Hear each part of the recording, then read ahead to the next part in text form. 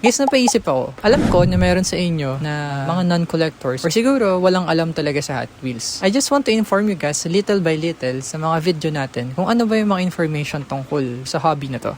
Alam nyo ba, sa Hot Wheels, there are mainly two classifications. First one being the fantasy cars and the second one being the license or the cars that are based on real-world vehicles. Yung fantasy cars, these cars are completely based on the imagination of the designers. While on the other hand, meron tayong licensed cars which are based on the vehicles that are in the real world. Halimbawa, meron siyang license from Ferrari, from BMW, from Ford, and from other cars. And this one is an example of a licensed car. Yun nga, BMW M4 GT3, and makikita nyo rin sa likod na license siya by BMW. And most collectors are after the licensed cars. Parang ako, mas gusto ko yung mga kotse na makikita mo sa totoong buhay talaga. Parang ito.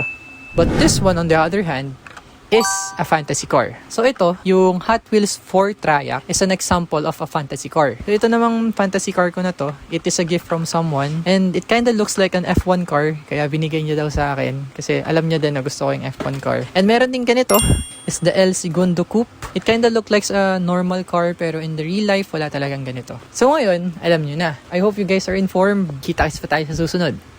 Thank you!